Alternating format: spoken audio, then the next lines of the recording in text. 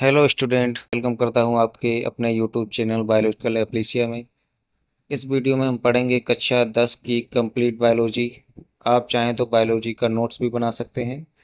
इसके लिए आपको चैनल से जुड़ना होगा और साथ ही बेल आइकन को प्रेस भी करना होगा। वीडियो को अंत तक जरूर देखें, क्योंकि इस वीडियो में आपको कुछ नया ज़रूर सीखने को मिलेगा। तो हम अपने स्टार्ट करते हैं मेन टॉपिक को, जो बायोलॉजी का सबसे प्रथम चैप्टर है, जिसका नाम है जैव प्रक्रम। तो जैव प्रक्रम हम जानते हैं कि क्या चीज़ होती है, जैव प्रक्रम किसे कहते हैं। तो उन सभी प्रक्रियाओं को जिनके सम्मिलित रूप द्वारा जीव स्वयं को बनाए रखते हैं तथा अपने समान संतान उत्पन्न करते हैं, उसको हम जैव प्रक्रम या लाइफ प्रोसेस कहते हैं। तो लाइफ प्रोसेस के अंतर्गत हम पोषण भी करते हैं, श्वसन भी करते हैं, पाचन भी करते हैं और परिवहन, उत्सर्जन, ये सारी क्रियाओं को जब हम सम्मिलित रूप से जोड़ देंगे तो यहाँ पर हमारा जैव प्रक्रम कहलाएगा। क्योंकि जीवन जीने के लिए हमारे जीवन में सारी क्रियाएं होनी आवश्यक है। तो भोजन करना भी आवश्यक है, श्वसन भी आवश्यक है और पाचन भी आवश्यक है। तो इसी प्रकार इन क्रियाओं के समूह को एक तरीके से हम जो संचालित हो रहे हैं, इनको हम जैव प्रक्रम कहते हैं या लाइफ प्रोसेस कहते हैं। दूसरा एक लाइन में लिखा है कि शरीर क्रिया विज्ञान या कार्की फिजियोलॉजी में इन क्रियाओं का अध्ययन किया जाता है। तो एनिमल फिजियोलॉजी है। तो एनिमल फिजियोलॉजी में जो भी हमारे शरीर में, मनुष्य के शरीर में या जीवों के शरीर में जो भी परिवर्तन होते हैं, जो भी प्रक्रियाएं चलती हैं, उन सभी का अध्ययन किया जाता है। तो उस अध्ययन की शाखा को हम कार्की या फिजियोलॉजी कहते हैं। नेक्स्ट आता है कि सजीव और निर्जीव में लक्षण। सजीव और निर्जीव के लक्षणों को हम देखेंगे यहाँ पर। सजीव कैसे पहचाने जाते हैं और निर्जीव वस्तुएं कैसे पहचानी जाती हैं। तो हम देखेंगे कि जो भी सजीव वस्तुएं होंगी उनमें पोषण जरूर होगा। इसका मतलब है कि जो भी जीवित होगा उसको भोजन की जरूर आवश्यकता होगी। साथ ही साथ वो सांस लेने में भी प्रक्रिया अपनी दिखाएगा और पाचन भी करेगा और उसके शरीर में जो ब्लड है वो भी सर्कुलेट करेगा, परिवहन होगा। और सारा कुछ होने के बाद में उत्सर्जन होना जरूरी है। तो उत्सर्जन जिन जीवों में होगा, जनन होगा, संवेदनशीलता होगी, जैसे हम बाहरी वातावरण के बीच में रहते हैं उसका अनुभव करते हैं। तो ये सारी क्रियाएं जो हैं ये एक सजीव जीवन में पाई जाती हैं। और सजीव जो होगा उसके जीवन में ये सारी क्रियाएं अवश्य ही पाई जाएंगी।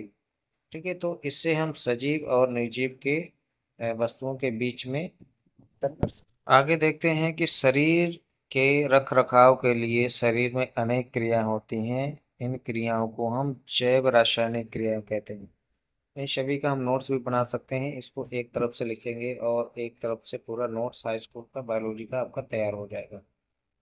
तो जैव रासायनिक क्रियाएं क्या होती हैं जो अभी हमने पढ़ी हैं, श्वसन, पाचन, सर्कुलेशन, संवेदनशीलता, ये सभी हमारी जैव रासायनिक क्रियाओं के अंतर्गत आती हैं।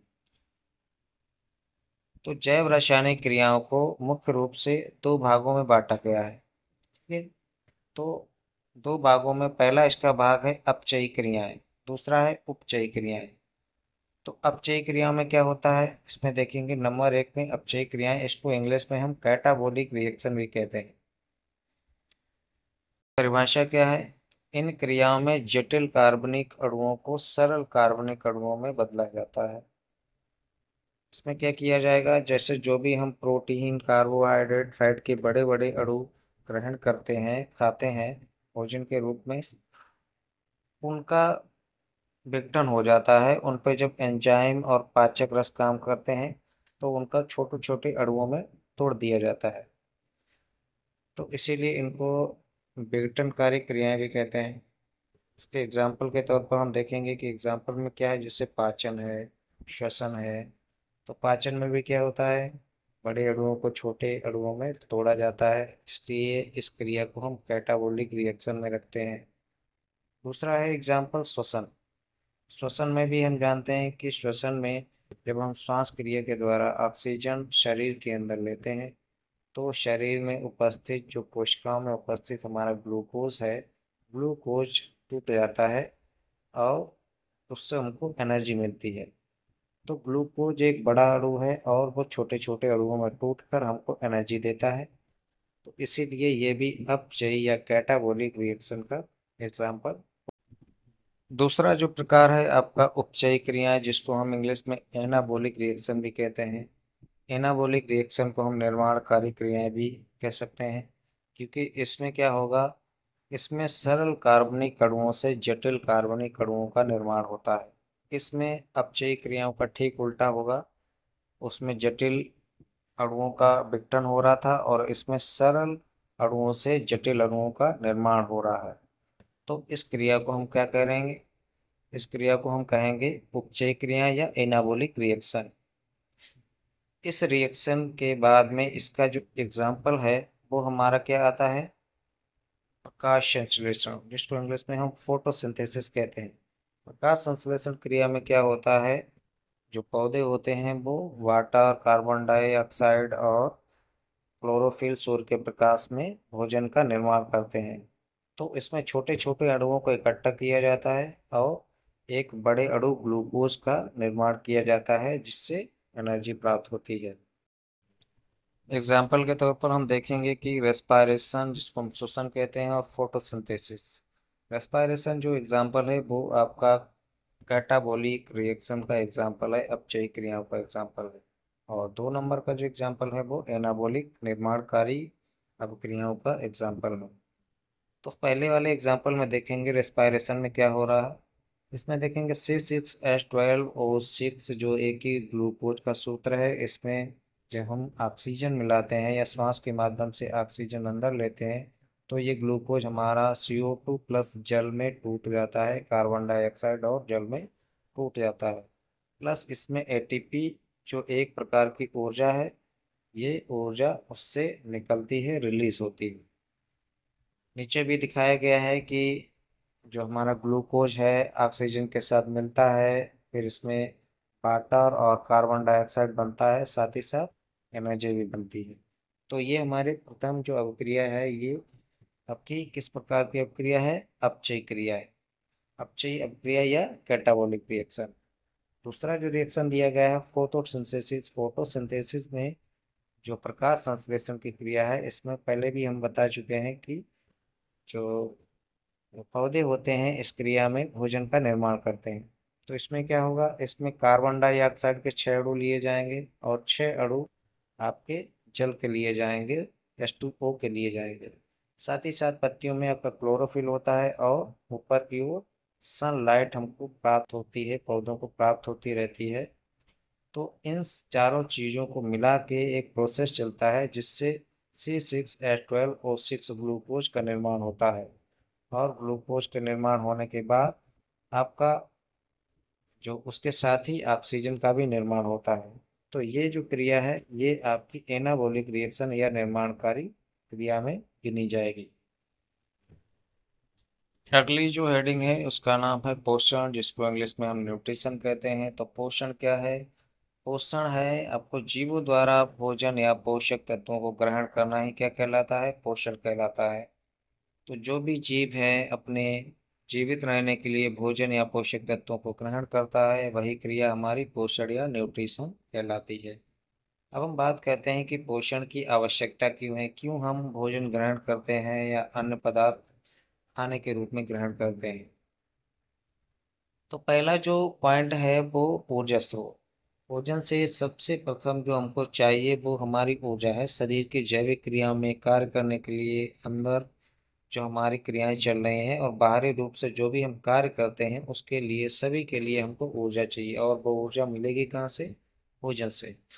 तो पहला जो स्रोत है वो हमारा ऊर्जा स्रोत है। पोषण इसीलिए जरूरी है कि हमको ऊर्जा चाहिए। दूसरा है शारीरिक वृद्धि। शारीरिक वृद्धि जरूरी है। जब बच्चों में ग्रोथ हो रही होती है तो पोषण की अति आवश्यकता होती है। तो उस दौरान पोषण बच्चों को उचित मात्रा में मिलना चाहिए। तो शारीरिक वृद्धि के लिए भी इसमें भोजन की आवश्यकता होती है। इसके बाद तीसरा जो पॉइंट है वो हमारा है शरीर में टूट फूट की मरम्मत।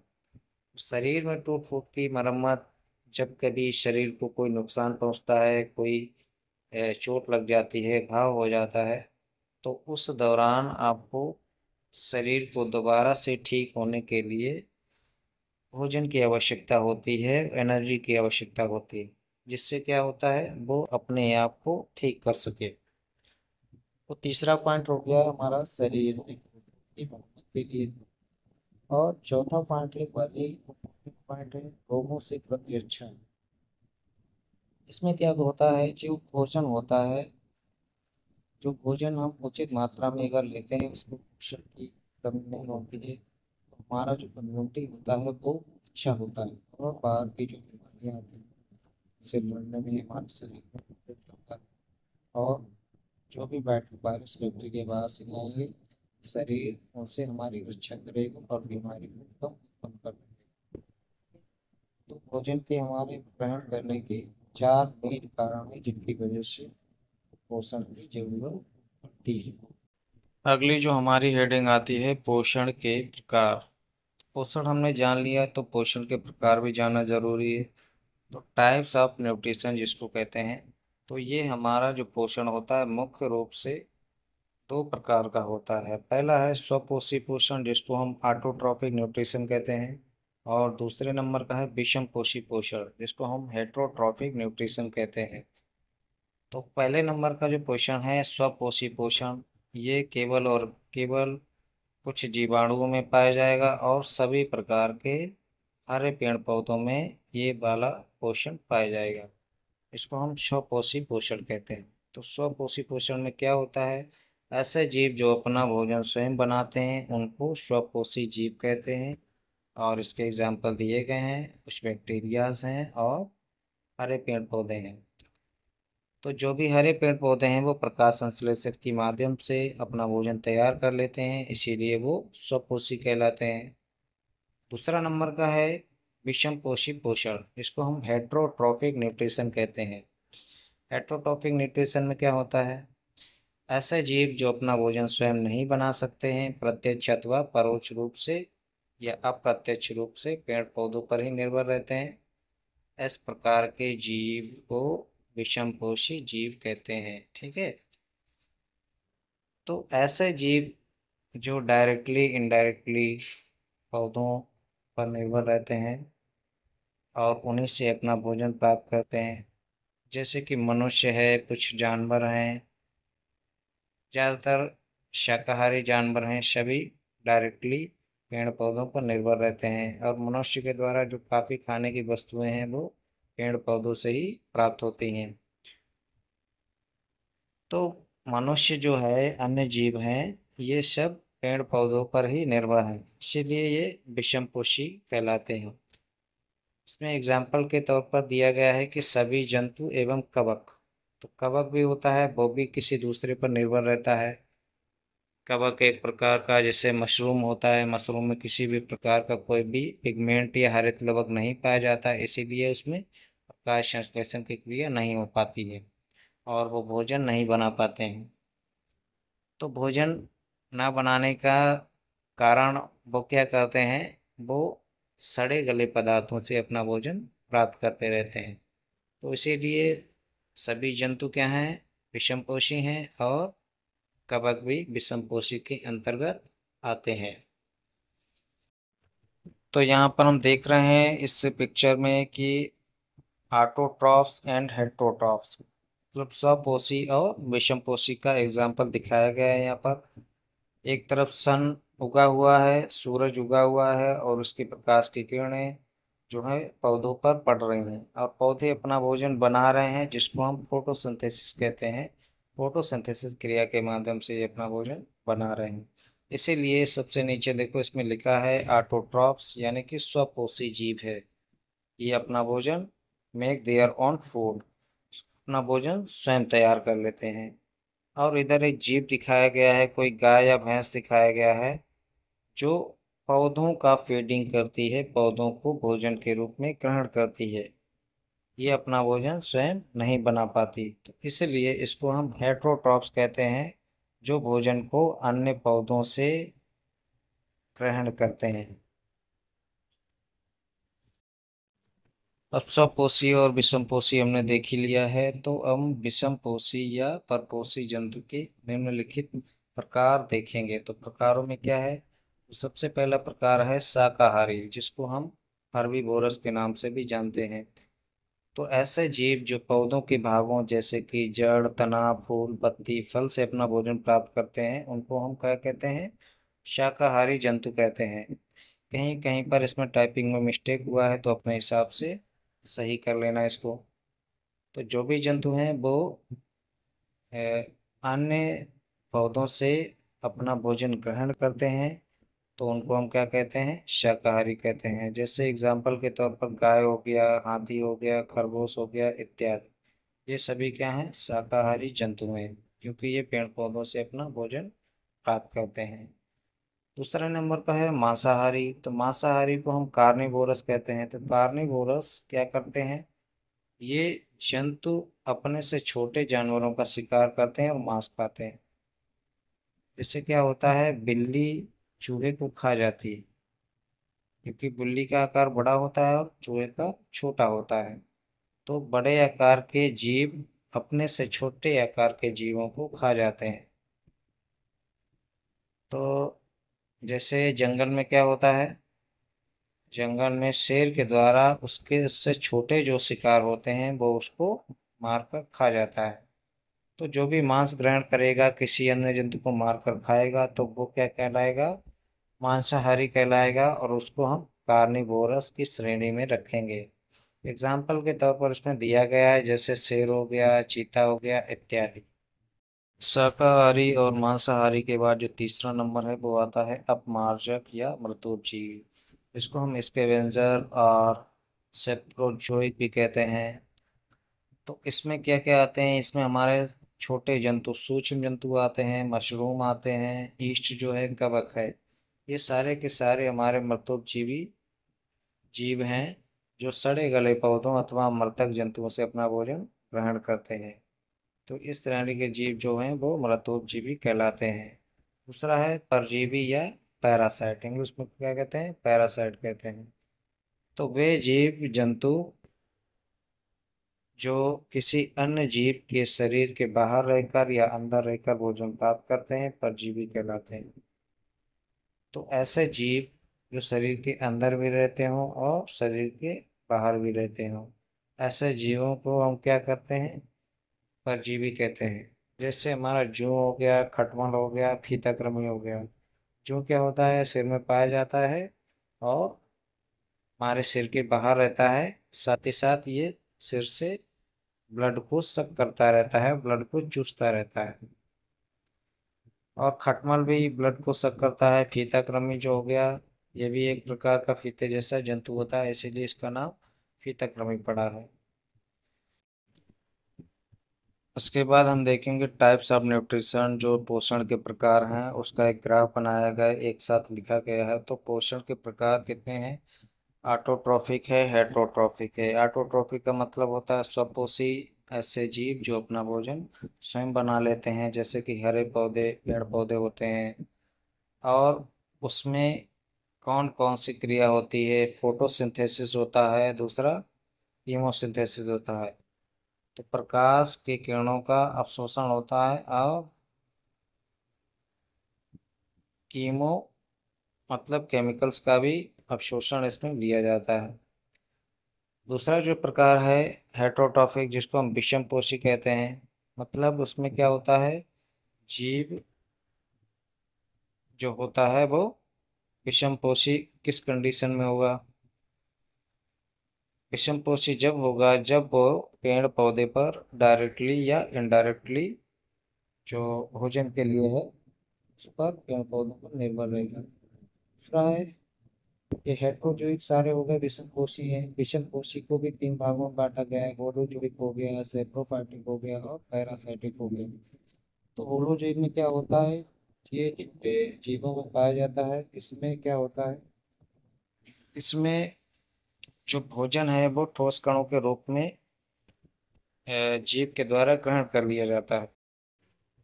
होलोजोइक न्यूट्रिशन में जो जीव होता है उसके भोजन के ठोस कणों को ग्रहण करता है, जैसे हम आगे देखेंगे अमीबा में भी पोषण दिखाया गया है। सेप्रोजोइक क्या होता है? सेप्रोफाइटिक, सेप्रोफाइटिक होता है हमारा जैसे कवक हो गया, सड़े गले पेड़ पौधों से अपना भोजन प्राप्त करता है, उसको हम क्या कहते हैं? सेप्रोफाइटिक कहते हैं। और पैरासाइटिक, पैरासाइटिक हम जान ही चुके हैं, जो भी क्या होता है, ऐसे जीव जो शरीर के अंदर या बाहर रहते हैं उनको पैरासाइटिक या परजीवी कहते हैं।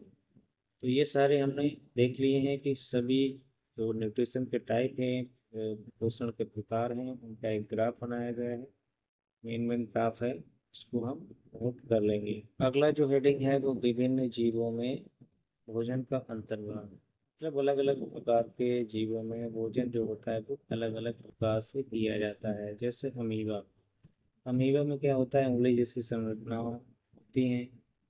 अभी उतनी अमीबा जो होता है उतना उसमें कोई भी स्केल नहीं होती है, कंकाल तंत्र नहीं होता है, इसीलिए उसका शरीर जो होता है वो मुलायम होता है और उसमें कुछ उभारनुमा संरचनाएं बनती हैं जिसको हम सीटोपोडिया या पादप के नाम से जानते हैं। तो ये क्या करता है? ये हमारे जो सीटोपोडिया हो उसको अमीबा में पैर की मान्यता दी गई है। दूसरा जो जंतु है वो हाइड्रा, हाइड्रा को नॉर्मली देखा होगा, लेकिन ये हमारे अ, तालाबों में मिलता है और अच्छे पानी में मिलता है। अगला जो डायग्राम है वो इस विषय में बता रहा है कि अमीबा में भोजन किस प्रकार ग्रहण होता है। सबसे पहले हम ऊपर देखेंगे, जहाँ पर फूड लिखा है, फूड जो आ रहा है अमीबा उसको चारों तरफ से घेरने की कोशिश कर रहा है। तो इस जो उभारनुमा इसमें संरचनाएं दिखाई गई हैं उसको हम स्यूडोपोडिया कहते हैं। स्यूडोपोडिया में क्या होगा? वो भोजन को चारों ओर से घेर लेगा, जिस तरीके से चित्र में दिखाया जा रहा है। उसके बाद तीसरे स्टेप में क्या किया गया है? भोजन को एक रिक्तिका में, एक वैक्यूल में, बबल जैसा होता है उस तरीके से उसमें बंद कर लिया गया है। और बंद करने के बाद में यहीं पर इसका डाइजेशन हो जाएगा और जो पचा हुआ भोजन, अधपचा भोजन है, उसको इजेशन के माध्यम से बाहर निकाला जाएगा।